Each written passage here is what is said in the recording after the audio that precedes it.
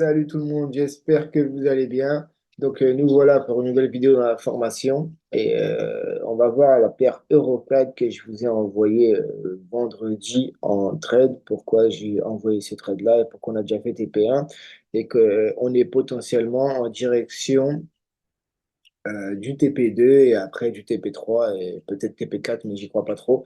En tout cas, au TP3, je pense tranquillement d'ici demain ou aujourd'hui. Donc, pour ce faire, j'avais découpé, hein, vous avez vu, ça change pas, on est toujours, j'ai enlevé l'indicateur qui ne sert à rien, c'est juste comme ça, je le mets en plus, mais hop.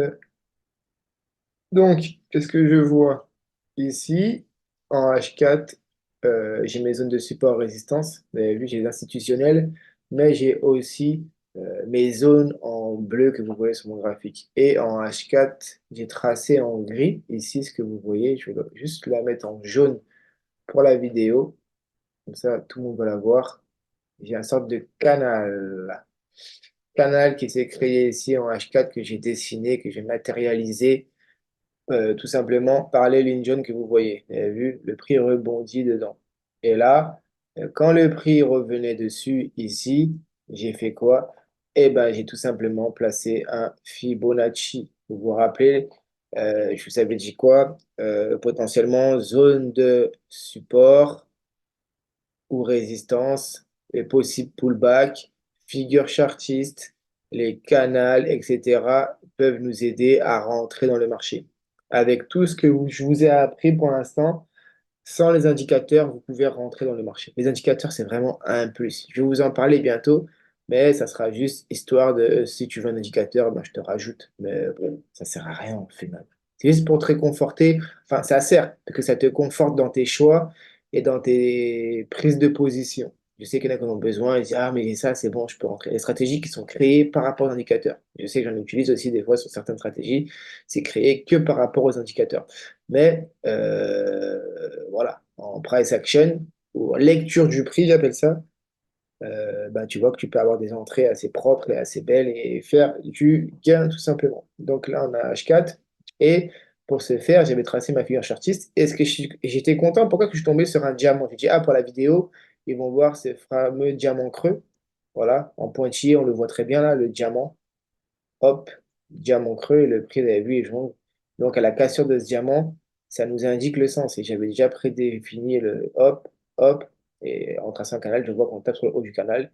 Donc, on revient, et que là, potentiellement, soit on casse le canal et qu'on part et c'est parti, ou soit on revient sur le haut du canal et on continue de chuter. Là, j'ai mis cette flèche-là, mais depuis que j'ai fait mon canal, je sais qu'elle n'est plus vraiment valide. On pourrait très bien s'arrêter ici, même si j'ai mis 1,48 000. euh, on va dire que j'ai été gourmand, mais j'y pense pas trop. Je pense plutôt que le prix devrait venir s'arrêter sur les 1,47 500. Voilà, en toute franchise, 1,47 500, 700 au pire, c'est institutionnel et avec une petite mèche, pourquoi pas, et après revenir et continuer de chuter sur cette trendline ici daily et se bas de haut de canal ici vers les 1,45 200. Et je vois plutôt un truc comme ça, techniquement, tac, techniquement, je vais prendre cette jambe-là que je vais reporter tout simplement ici. Et voilà, techniquement, je vois cette zone-là par la suite. Et si, voilà, et pourquoi pas après ranger et continuer. Combien de temps ça peut mettre? Ça peut mettre, voilà, ou ça peut être rapide, je sais pas. Voilà. Techniquement, je vois ça. Après, on verra ce que le prix nous donne. C'est pour ça que je mets rien, techniquement, je vois ça. Bon. Maintenant, pourquoi le trade a été pris? Donc, on avait une zone ici de support quand le prix était là. On avait une zone de support ici. Et la zone de support est passée résistance ici. Donc, petite inquiétude, on s'est dit waouh. Mais qu'est-ce qu'il y avait? Il y avait ce diamant qui nous disait OK, le prix vient venir retester le diamant. Les institutionnels, 46 200 quelque chose comme ça. On avait mis notre SL à 1,46 200 et le prix est revenu à 1,46 266. Si je dis pas de conneries, il faut que je vérifie, ou 1,46. En tout cas, on n'a pas fait SL quoi qu'il arrive. Et après, le prix nous a fait une englobante en H4, sorte d'étoile. Et là, bah, ça range un peu. Normal, avec une grosse bougie comme ça. Ça range un peu, ça fait pullback. On va le voir en H1. Tout simplement, qu'est-ce que le prix nous a donné? Donc nous, on était rentré en M30 ou en M15. M30, il me semble, j'avais pris la main sur le M30. Voilà. Alors, je vous montre, j'avais placé mon Fibonacci parce qu'en fait, quand j'ai eu ma zone ici de support qui est passé les résistances, je savais que voilà, peut-être que je l'avais mal tracé ou quoi, mais je savais très bien que le prix allait repartir, que j'avais mon diamant et mon canal. Je me suis dit, OK, on va mécher. Qu'est-ce qui nous s'est passé? On a créé une divergence ici, vous le verrez plus tard. Une belle petite divergence. Mais avant la divergence, on est rentré ici. Et ici, qu'est-ce qu'on avait? Eh ben, on avait tout simplement une étoile, une famille de trois bougies en M30. On est rentré ici. Et après, au 1,46 405, oui, c'est ça, 1,46 450 ou 1,46 500, je ne sais plus, j'ai mis à combien, 450, il me semble. Et en plaçant mon Fibo, donc je vais vous rappeler comment je place le Fibo, enfin comment il faut le placer aussi pour moi, ça me paraît assez simple.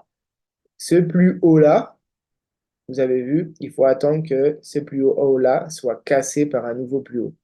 Donc, ce plus haut-là, je vous fais un petit rappel hein, comme ça, ça coûte rien, c'est gratuit. Donc, ce plus haut-là, ici, qu'est-ce que j'ai fait? Ah ouais. Ce plus haut ici est cassé par ce plus haut-là. Donc, c'est de ce plus haut-là à ce plus bas-là, parce que c'est cette jambe-là qui crée un plus bas. Et c'est cette jambe-là, c'est tout ce mouvement-là qui nous crée un plus haut. Donc, mon Fibonacci, je vais le placer, hop, de là au plus haut ici. Tu peux prendre les mèches, moi je prends les corps. Les deux, ça dépend des stratégies, des techniques, mais les deux sont bons. C'est pas faux. Moi, je prends les corps parce que je descends en très petite unité de temps et ça me donne mon idée. Donc là, en plus, j'avais une pattern harmonique, mais enfin bon, ça, c'est pas le sujet de la vidéo. Donc là, clairement, logiquement, j'ai mis un SL serré comme ça. Logiquement, mon SL, j'aurais dû le mettre en dessous de la zone de, comment on appelle ça, de support ici. Parce qu'une mèche peut très vite arriver. Je l'ai mis là parce que je commence à connaître la paire Euro 4, je la traitais souvent avant, et je savais potentiellement que si on partait là, ça prenait du temps, peut-être une divergence, mais pas si grosse que ça. Et j'ai eu raison. Quoi qu'il arrive, je serais sorti avec ce petit SL-là, j'aurais repris une position ici pour l'achat, quoi qu'il arrive. Donc voilà. Donc là, on était rentré là.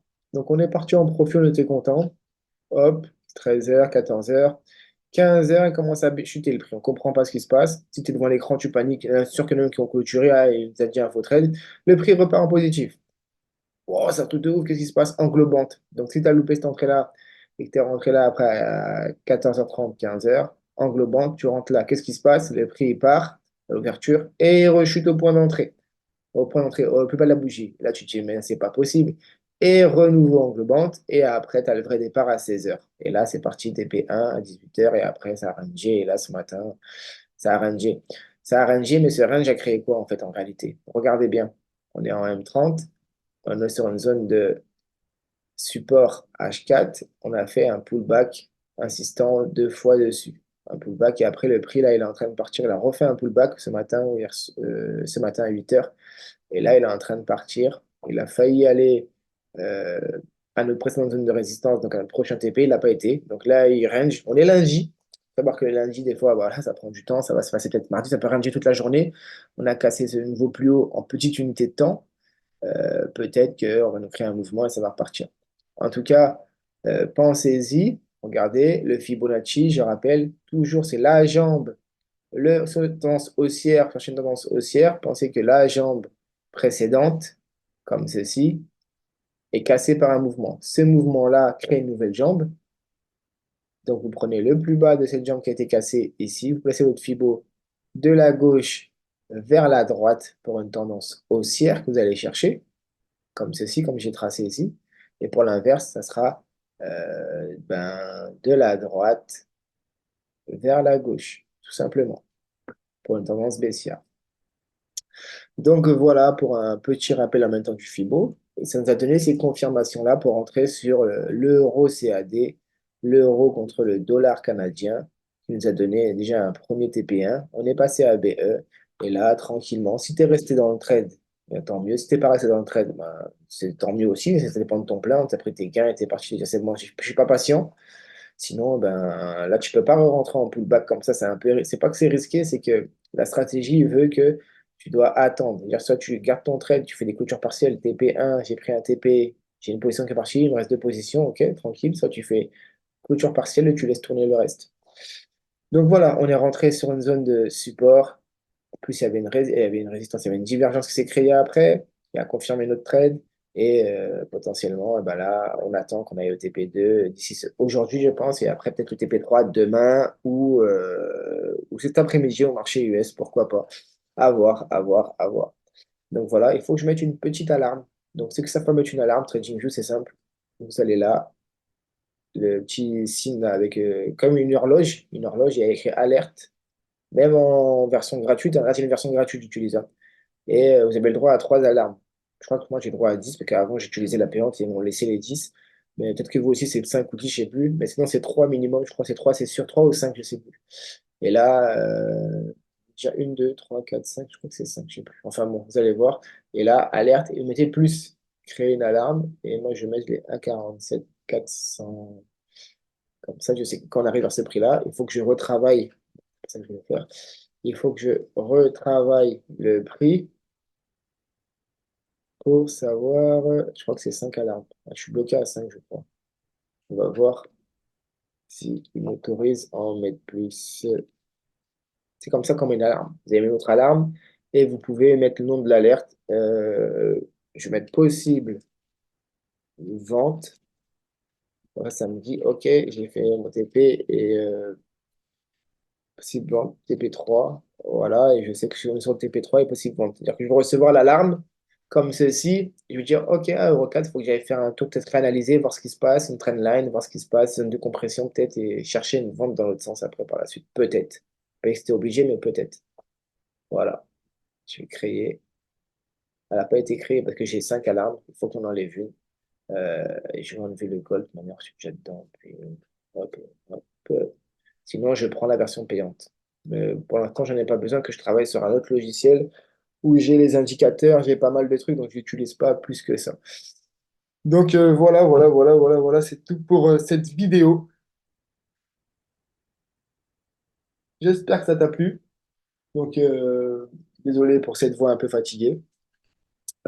Pense à t'abonner, à liker. Si tu rejoins la formation, moi, je te conseille d'aller voir les 35, 37, 38 précédentes vidéos dans l'ordre pour tout prendre dès la base. Même si tu as déjà un niveau, je te conseille de revoir dès le début. Il y a des trucs qui peuvent t'apporter en psychologie, qui peuvent t'apporter un peu plus dans ta manière de faire, qui peuvent t'aider à évoluer dans ton trading.